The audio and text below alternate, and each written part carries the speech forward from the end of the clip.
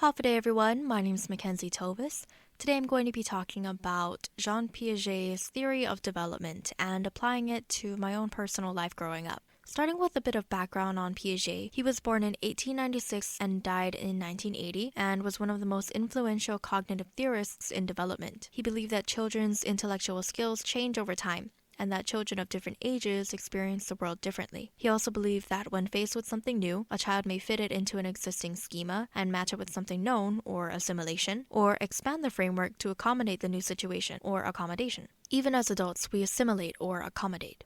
Let's begin with the first stage, or the sensory motor stage, which occurs from birth to 2 months old. The sensory motor stage is when children experience the world through their senses and actions. They begin to use and develop their motor behavior. Actions like playing with those block toys or crawling around on the ground help to develop the large-scale movements of children. Around 5 to 8 months old, object permanence develops. Children who've not developed object permanence would think something has actually disappeared if it's out of view.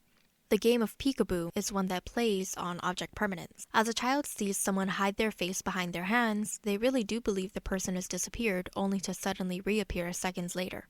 If a child has developed object permanence, they understand that even if something is out of sight, it's not out of mind. Lastly, children also experience stranger anxiety. At this time of my life, I was told that I was a shy baby and would barely even feel comfortable with other family members.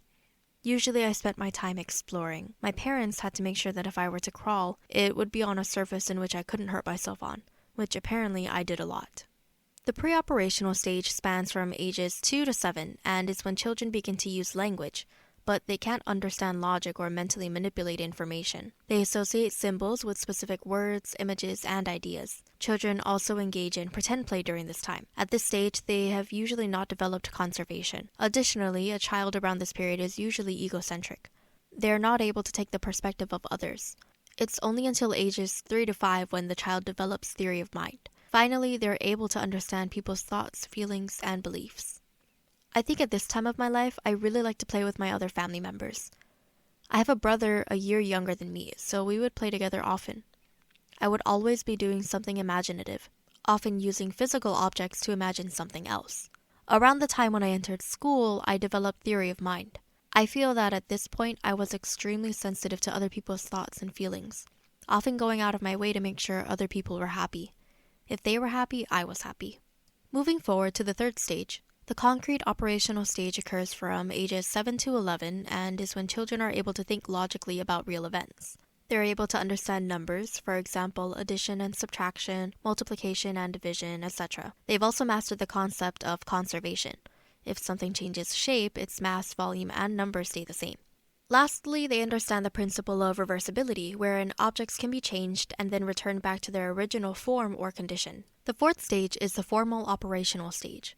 Spanning from age 11 to adulthood, this is around the time when children, having grown into adults, are able to deal with abstract ideas and hypothetical situations. They use this abstract way of thinking to solve problems, look at alternative solutions, and then test these solutions. A different, renewed egocentrism occurs during adolescence. I distinctly remember becoming a huge reader around ages 11 to 12. Mainly reading fictional stories, I feel that reading greatly aided in my ability to think about hypothetical situations and then form my own hypothetical situations in the form of writing my own stories. Moving forward to when I started high school, the renewed egocentrism greatly affected my life. Nearly every second of every day, I thought about what other people thought of me. Every time I changed my look, I would think, what if people don't like it? Other people's opinions mattered a lot to me, so much so that it did damage my own self-image. Piaget's original theory had only 4 stages, but now there is a 5th one. This is the very last stage in which adults are able to make decisions based on circumstances and integrate logic with emotion. They're able to draw on past experiences to help them solve new problems, often thinking deeply about multiple areas of their lives. Now living in this post-formal stage, I believe that I have a better grasp on my own emotions as well as dealing with problems as they arise.